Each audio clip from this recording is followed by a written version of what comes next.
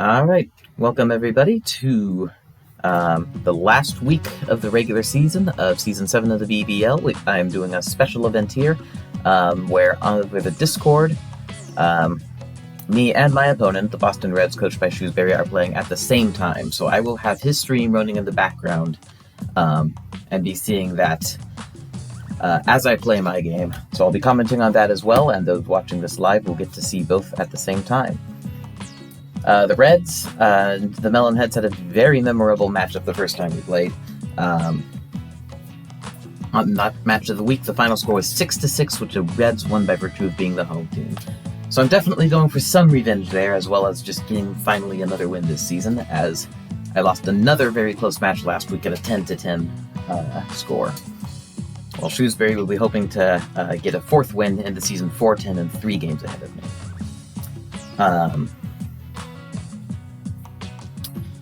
So, I can see that on Shrewsbury's and Angela got a hitting boost, but Tony got a hitting nerf. We'll see how that comes into play. Alright, without further ado, I'll pop in on my end. Let's see what boosts or nerfs I have to deal with. Oh! That's interesting. My backyard baseball window just died as soon as I opened it up. It didn't even give me an error window or anything. Alright. Not an auspicious start, but let's see. Alright, if I... a big nerf to Derek Jeter on Shrewsbury's end. That could be useful for me. Alright, let's see. I think I'm back up and good to go now. I think one of the live viewers will let me know if I'm not on the stream. And hopefully that was a one-time deal. Alright, let's see. So Stuart Sullivan has a pitching and fielding nerf on my end. Down to 3 pitching, 1 fielding, but he is able still to run at full speed, so that's the most important part. And Tanya Uchida has a fielding buff to 10, so no hitting or running boosts or nerfs for me. On my side, let's see what we get on the Red side. Mostly normal, minor fielding buff for Peggy Heffernan, and other than that, everything's completely normal. Alright, let me just rearrange my infield. I had the special setup for Stephanie to close. And batting order, I think I want to keep as is. It worked pretty well for me last game, so I will go ahead and stick with that. Alright, Shrewsbury, if you are ready to begin, I am.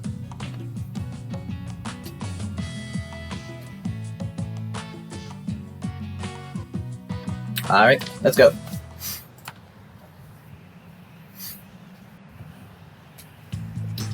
Alright. A relatively successful season for Angela Vilbeck here on the mound. She has pitched over 100 strikeouts already, and I think she's on pace to get the highest strikeout total of any player I've ever coached.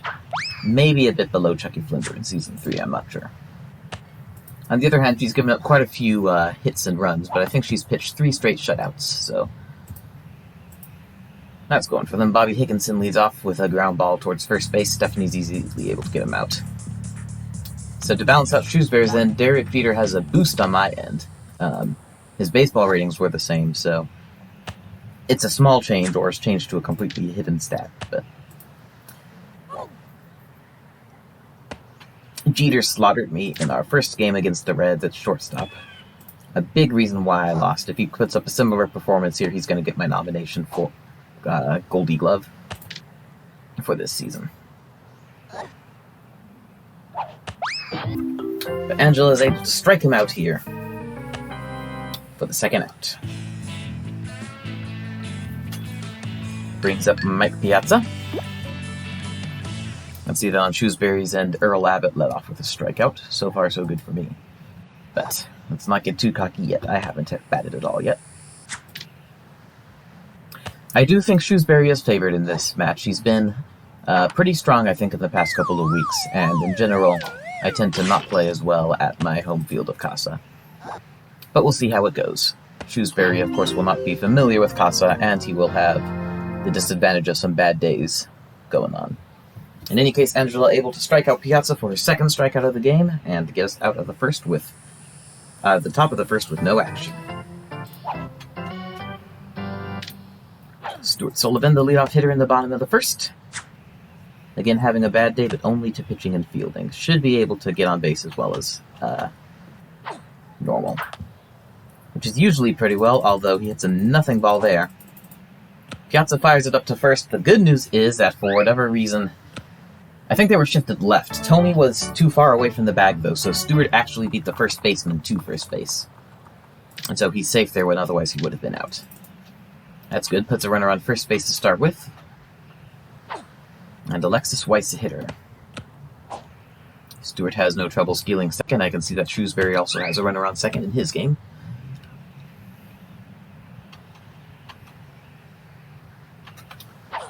So now, solid hit by Alexis, and Stewart will be going places. Unfortunately, it's hit straight towards short. Jeter gets it and tosses it over to first. And I think I can go to third with Stewart, but Tommy makes the throw. He had a better arm than I thought. And that is a double play in the first inning for the Melonheads. That is not a good start.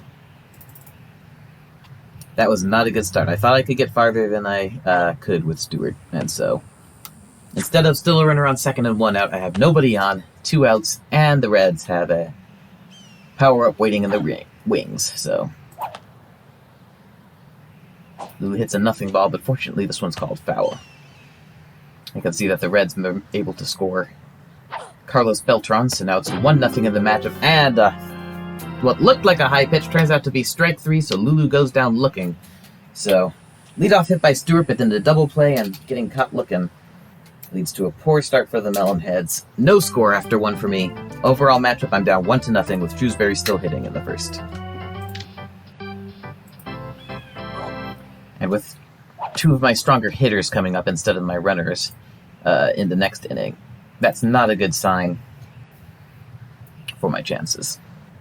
Meanwhile, Peggy Heffernan hits 1, grounded up towards third, but Alexis chooses to run to the bag instead of to the ball when I click on the ball. That leaves Angela to get it, and she has no play. So leadoff single, and now the Reds have a runner on first, nobody out, and a power-up. And Earl Abbott hitting. The good news is I can see that on Shrewsbury's end, they were able to get out after scoring just 1 run, and here, Earl hits a nothing ball, Fernando's able to make the play at first, and Steph fires it up to second for the double play. So I turned 1 back on them. They didn't use their power-up for whatever reason. So now nobody on and 2 outs for the AI Reds.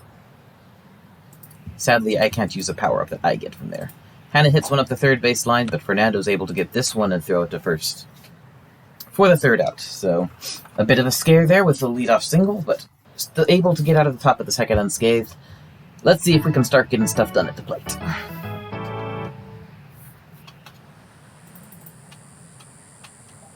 Tanya Uchida. A very tantalizing undergrounder now waiting in the wings for me, but alas, I cannot use it. 1-1 the count on Tanya, who happens to also be hitting for my AI team, I can see.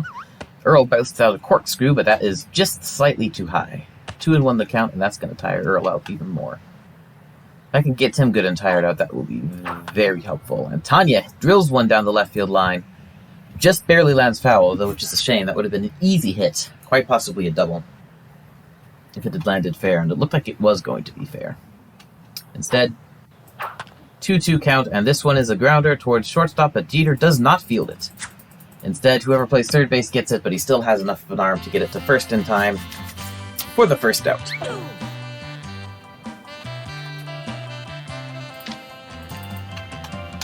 Brings up Angela Del Vecchio, who has just not had a very good season at the plate here. I'm not sure when the last time she hit a home run was, but it has been a long time. Certainly has not accomplished anything of note in the past few games. Her batting average is slipping. She's not even getting lucky singles anymore.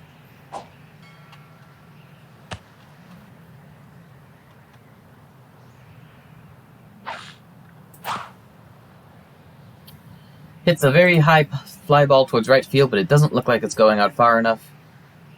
The right fielder, I think PD, is able to get under it and catch it for the 2nd out, so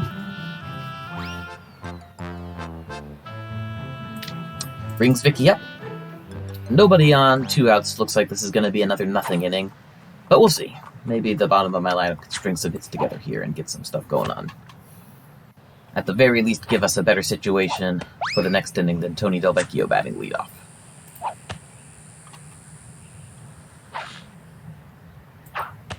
But Earl with some very nasty corner pitches that are impossible for Vicky to hit.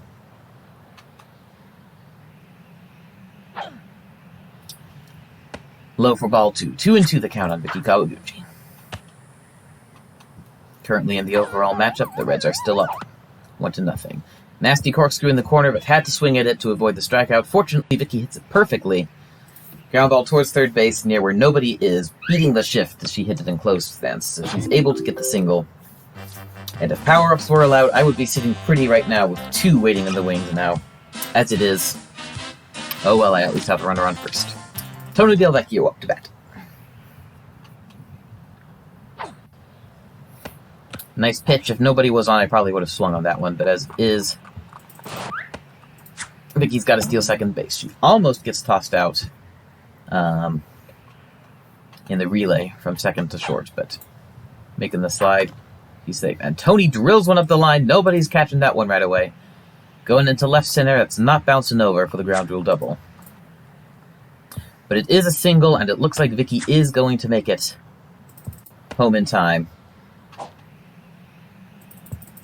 Tony going for 2, and he's able to make it, as it takes just long enough for the ball to get to Piazza. Piazza's arm is just weak enough. So RBI double by Tony Delvecchio makes it 1-0 Melonheads. Overall matchup, we're now tied at 1, as the Reds were retired in the second inning without any score. So far, so good. Stephanie Morgan now up. Had a great game last week and match of the week. We'll see if she can keep the momentum here or if she struggles more. Takes the first 2 pitches, 2-0 the count. A single somewhere that can advance Tony to third would be ideal. But I don't know how feasible that is. Hits one up the middle. Tony's not going to be able to make the third on that one. It's closer to second than to short, but it is Jeter who picks it up, fields it, and just barely throws Stephanie out at first with a laser. So, not able to make it any further, unfortunately, but we did score 1 run. Tied in the overall matchup. On my side, it's 1-0. Red's now going to try to do some damage. They do have a power-up waiting in the wings. Jim Thome is there.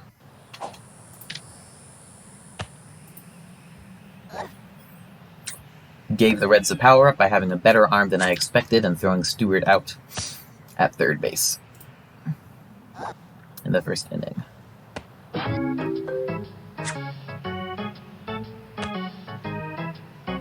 Angela able to strike him out. So that's her third strikeout of the game and puts 1 out on the Reds. Chucky Flinder, the hitter. My former ace Wilson, who I can see is pitching on the Reds side. A good choice.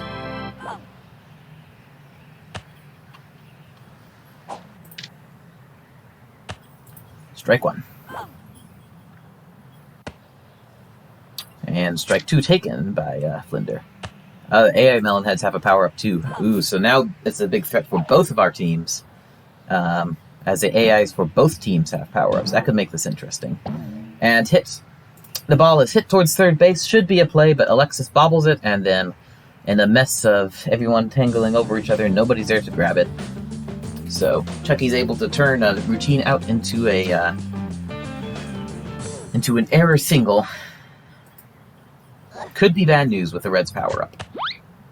But Carlos Beltran swings and misses on the first swing. If I'm really lucky, that was their only power-up swing they had. Take strike 2.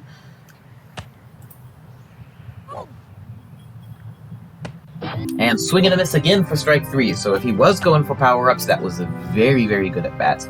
In any case, another strikeout for Angela. It's now 2 outs on the Reds. Bobby Higginson, the hitter, who hit a nothing ground ball in the first.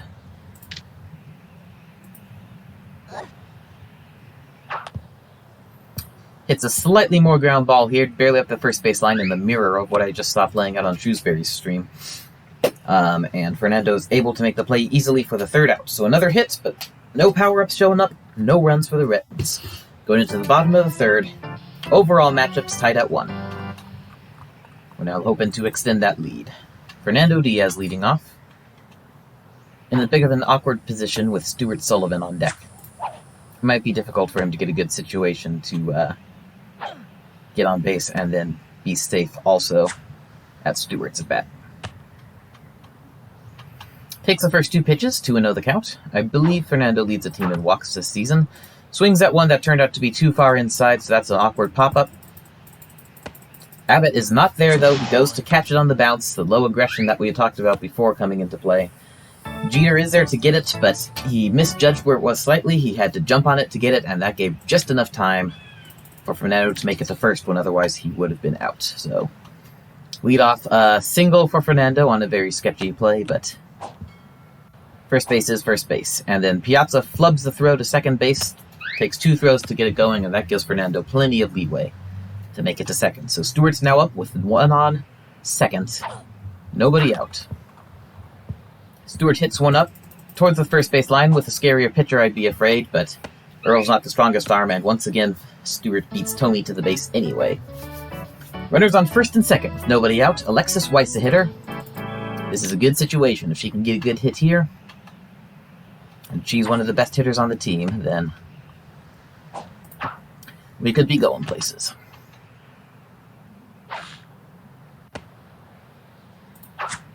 1-1 the count. A double or better is definitely what I'm hoping for with Lulu on deck.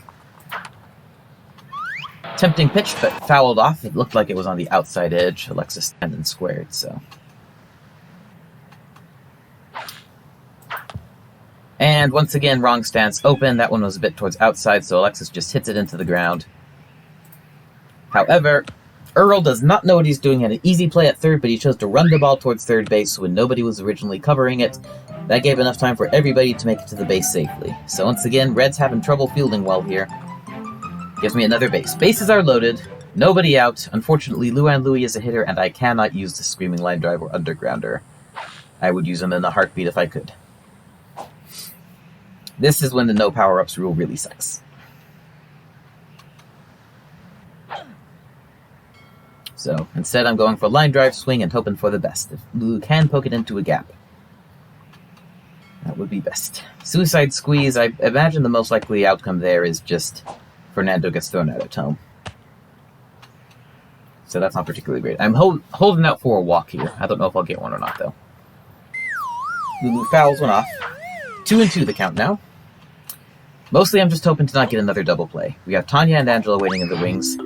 Well, I don't get a double play, but that's because Lulu chases a low ball. Should have taken it, but I thought it would be in the strike zone. It was not close, so Lulu down on strikes for the first out, bringing up Tanya Uchida. Has struggled a lot recently in clutch situations, but not this time. Hit well into left field, well within the foul line this time. No chance of it being called foul. Easy single. Fernando's across the plate, and Stewart is across the plate. Tanya and Alexis don't get more than 1 base each, but Stewart and Fernando score, so a 2 RBI single by Tanya Uchida makes this a 3-0 game on my end. As for the overall matchup, we'll have to see. Looks like Shrewsbury's stringing together some big hits on his own, so we'll see where that is when the dust settles. I'll try to do some more damage on my own end with Angela Del Vecchio up, but unfortunately she once again fails to get it done. Hits a ground ball up towards shortstop and just barely avoids a double play, but still force out at third. Angela makes it to first base, but Vicky Kawaguchi now up with 2 outs. Angela on first. This inning is over for me. Looks like Shrewsbury has already scored 2 runs of his own, so it's a 3-3 game. Only managing to tread water and stay even. So yeah, Angela, has been good for me in previous seasons, but she's just not able to get it done this season. Earl busts out a fireball that was in the strike zone. Had no chance of hitting that one. Carlos Beltran now comes onto the mound. That's an interesting situation, and his first move is to strike Vicky out with a fireball. I think I was a couple milliseconds away from actually hitting that one, but just too slow. So Vicky strikes out. Not too bad because I knew whatever happened, we were going to get the third out there. It's going to be interesting for future innings, though. Meanwhile, on Shrewsbury's end, I can see that I saw Lulu make a catch in left field to end the inning.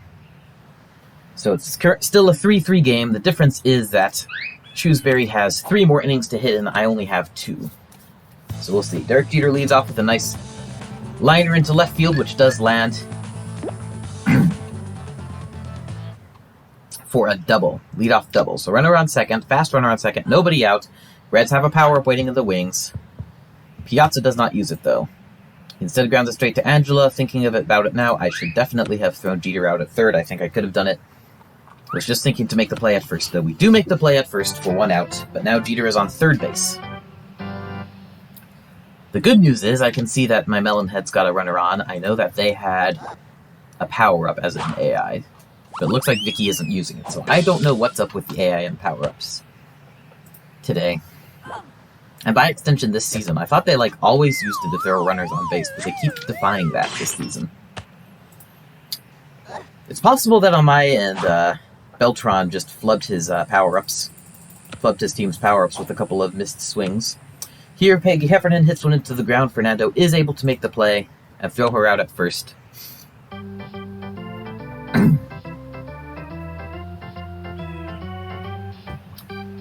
So the thing is, Ace commenting on my power-ups comment saying, unless they used it and missed. The thing is, sometimes there's no chance for them to use it and miss. They just do a normal swing when I'd expect to power-up. Alright. Good news on my end, as Earl Abbott hits a ground ball up the third base line. He's quite obviously very tired. Slow running towards first, easy picking, so I get the third out. Still no runs scored for the AI Reds. So going into the 4th inning, our turn hitting for each of us. Game is still a 3-3 game. If nothing changes, I will win on tiebreaker, but I don't trust the Reds to not score more runs. Tony Del Vecchio leading off for me is not a great situation, but we'll try to make the most of it. Going for power swing. Tony has had a very good second half of the season. He played like absolute garbage the first half of the season, but he's been contributing in almost every single game since then. I think he had a sub 200 average at some point. He's brought that all the way up to 380. And Tony has definitely in this half of the season been looking like a more valuable player than Angela. Winning the sibling rivalry there. And that looked like strike 3 on another fireball on the corner, but it was called a ball. A borderline call for sure, but, I'll take it. Beltran tiring himself out. Now he's thrown 6 pitches, but 2 of those have been fireballs. We'll see what effect that has. Full count now. Beltran on the mound, definitely an interesting proposition. He's going to be a lot scarier in mound defense than Earl. But if I do get any good hits to center now, going to be sitting duck. And Beltran can barely do anything now. Running at a snail's pace, can't even make the throw to first. Should have been an easy pop out by Tony. But Beltran's tired enough from those fireballs that Tony made it to first anyway. So runner on first, nobody out. Stephanie Morgan the hitter. And stream's cutting out a bit on my end. I can't see in real time what's happening with Shrewsbury, but it looks like he had a very short inning and got no more runs in the 4th. So that puts the advantage in my court. That's definitely a mixed metaphor there. That gives me the advantage now. We both have 2 innings to go, but I am currently winning. Meanwhile, here going for the hit and run here. Stephanie hitting it towards the third base side so that Tony can hopefully... Unfortunately, so my hope was that Tony would be a good distraction at second and Steph would be then able to be safe at first. Unfortunately, she hit it almost straight to Beltran, which became the start of a double play, so... Lesson learned for the future, do not ground her with Stephanie. That gives another power-up to the AI Reds. A big threat to my game. And gives nobody on and 2 outs for Fernando, so... AI Peggy, I believe, is not boosted. Well, wait, no. Yes, AI Peggy, I think, has a 1-ball boost in fielding. So, actually, I kind of hope Fernando gets out here, because if he doesn't, then Stewart's probably just going to ground out with him on first base. Which will be a waste. I'm not going to deliver it out, though. And we'll see. Fernando actually could probably steal second. Lines one up the middle, gets just past Beltran, but Jeter is there to make the play for the 3rd out, so... Nothing doing for the Melonheads in the 4th either. Going into the 5th, still a 3-3 tie. I do think that Shrewsbury has the advantage right now, but we'll see. I see that AI Angela just hit a ball into the corner. That's at least third base for AI Lulu. Just third base, it looks like. So probably going to be hard for my AI team to actually score a run off of there. It at least looked good, though. Hannah PV the hitter for the Reds.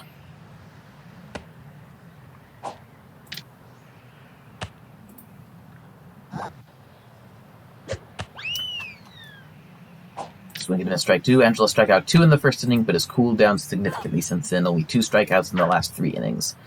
Not getting a strikeout here either. Fortunately, is able to get Hannah to hit an easy ground ball to the pitcher, until is able to field it and run closer to first base before making the throw for the first out. If the Reds get anybody on base, they have at least 1 power-up, so I'm in trouble in that case. And it does look like, indeed, my AI team was not able to capitalize. Still 3-0 on Shrewsbury's end as well. 3-3 matchup overall, with Shrewsbury taking his turn to hit with the Reds in the 5th. 0-2 the count here on Tommy, with nobody on and 1 out. And he takes strike 3, Angela's 5th strikeout of the game. 2nd out of the inning. Bringing up Chucky Flinder, who reached first base on a poor display by my defense in his first at-bat. Unfortunately, there is no chance of me getting more juice this game. Angela got 5 strikeouts, all 5 gave a power-up pitch, so much for that too. Chucky fouls the first ball off, and fouls the second one off as well. 0-2 the count on Flinder.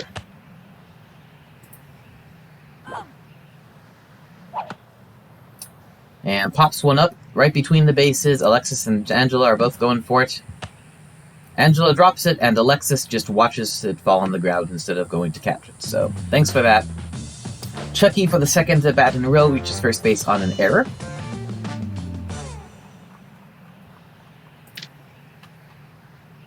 He's not giving advice for my opponent. Carlos Beltran swing and a miss. If he just swung away another power-up swing for the Reds, then he is going to be my team's MVP for this game. Swing and a miss for strike 2. Yeah. Thanks, crazy. Alright. Ball 2. Angela trying to paint the corner some, resulting in more balls than normal. Strike 3 as Beltran is caught looking. Strands another Reds runner on base. And we get out of that inning with no damage. Going into the bottom of the 5th, my last chance to score and add to my lead. The good news is the top of my lineup is coming up. Let's hope they deliver on that promise. Stuart Sullivan up 2 for 2 with 2 singles.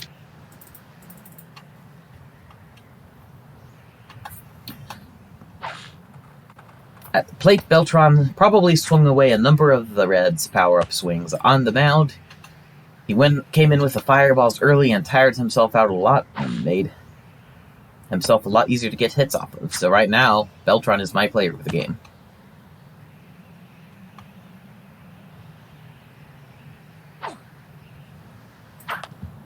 Looking on the Red side like they got out of the 5th without being able to score any runs, so still a 3-3 tie here. Each of us have 1 more chance to hit. Stuart does make it to first base in his first at-bat for me, so... Or on my side, on the first at-bat of the inning, so... Runner on first, nobody out. Alexis Weiss hitter. 1 for 2 with single, which I think got a couple of RBIs. No, wait, no, it didn't. I can't remember anymore. Stuart able to steal second base here with no trouble, as usual.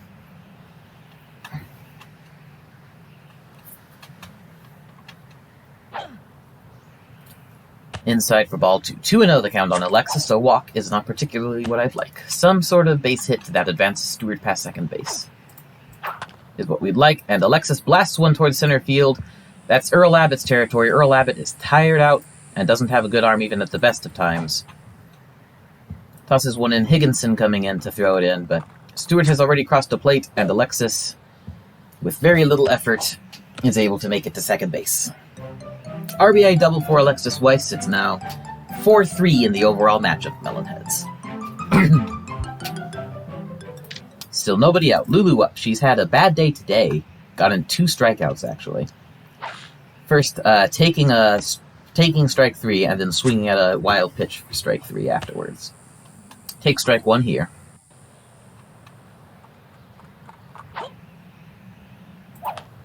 Ball second pitch is in the strike zone. She does swing at it.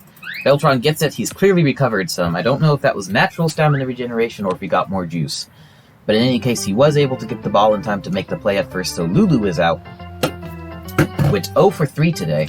She's been having mostly a much better second half of the season than Stewart, but that definitely was not the case this game. Tanya Uchida now up. Had a, I believe, 2 RBI single last time I bat. Let's see if she can bat an Alexis here. I would like a couple more runs here to pad my lead with. Tanya and an Angela, so supposedly decent odds of driving an Alexis. Unfortunately, neither one of those players has done particularly well in clutch situations this game. Or this season, rather. Let's see if that changes now. Nope, Tanya lines one straight up the middle, right to Beltran for the second out.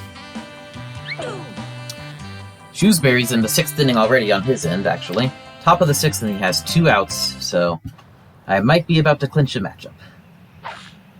Angela Del Vecchio up on my end. Runner on second, 2 outs. A good strong hit will score Alexis and maybe Angela as well. A weak hit will accomplish nothing and guarantee the 3rd out. And that's a good strong hit, all right. Going into center field, no one anywhere close to that ball. Alexis is going to score. That bounces over the fence for a ground rule double. Strong hit to center for Angela. Finally gets out a good hit. This has been all too rare for her this season. So now it is 6-3 Melonheads. And Vicky Kawaguchi can actually get on base here. 1 for 2 with a single, and then memorably having Carlos Beltran come on the mound and pitch a fireball in the corner for strike 3. Her first time batting. And on the other end, it looks like Shrewsbury was unable to score any runs in the 6th, so he is now done scoring, giving him a +3, so as long as I'm able to hold his AI down, and they don't come in with a bunch of power-ups to beat me up, we will get the win here.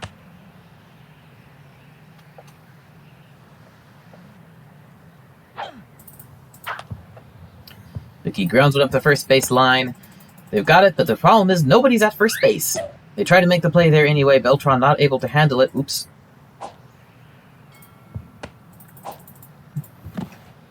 And I just automatically sent my runner on second going towards third without even thinking about who it was. I didn't realize until she was most of the way there that it was Angela, but she was able to get to third base on a ground ball in the infield without any boosts. That is a rare sight indeed. So, runners on the corners now with 2 outs. Tony Del Vecchio up. Let's see if he can drive in some more runs here. Already has a single and a double. I believe that double batted in a couple of runs. Vicky does steal second, so runners on second and third now. If Tony hits it to the right place, it's easily going to score both Angela and Vicky. Strike 1 on a nasty corner pitch by Beltran. Looks like the Red side of things is now officially over. Red's final score was 3-0 for +3. And Tony does drill one towards right center. That is landing. Nobody's right by it immediately. Angela on her way slowly home. Tony's going to turn around and hold it first. And Angela crosses a plate. That opens it up for Vicky to get there. And with 3 different players on, trying to use each other as a cutoff person in right field, Tony could have gone to second if he wanted. As it is, 2 RBI single by Tony Del Vecchio. Makes the score on my end 7-0, +8 right now.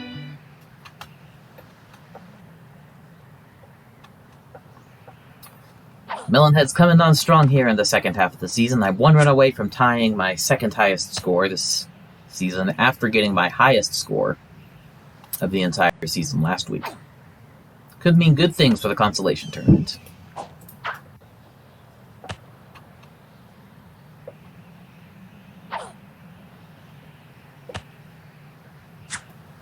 Very late, but I'm finally getting more in the groove again.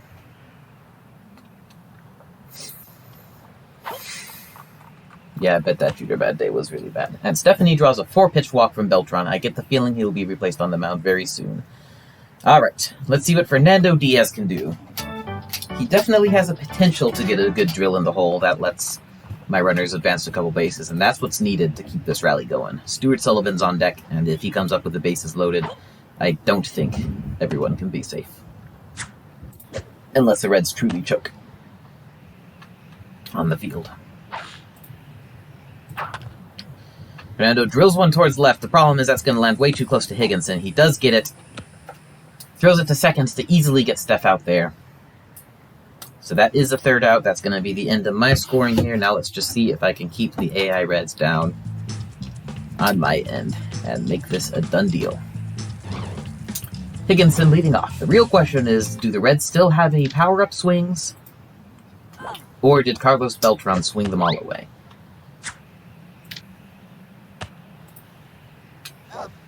Angela, unfortunately, a bit tired. Had some extra effort and the hitting part, especially when I, for no good reason, turned her around when she was on the way to third. I'm not sure what I was thinking there. I just ended up clicking there. She tripped and fell and had to turn around again. In any case, though, she is able to strike out Bobby Higginson for her 7th strikeout of the game. And the first out. 2 to go. Jeter hits a super easy pop-up here. Fernando should have no trouble fielding that. I say as he drops it. You usually only ever see the AI going for that, but or falling to that, but this time my own player did. Fernando drops it. Jeter's on first base. Mike Piazza the hitter. Let's see what happens. Yeah, that when Angela tripped, I don't know why I clicked to turn her around. It was just some sort of instinct. It was definitely a poor decision. So Piazza fouls off the first one. No steal a second there. I've put Tony behind the plate since he has the best arm of the team. He has the best chance of catching Jeter stealing, and he lasers one to second. Tags Jeter out, stealing second, and now it's 2 outs. Nobody on. Piazza is slow as molasses. I am not afraid.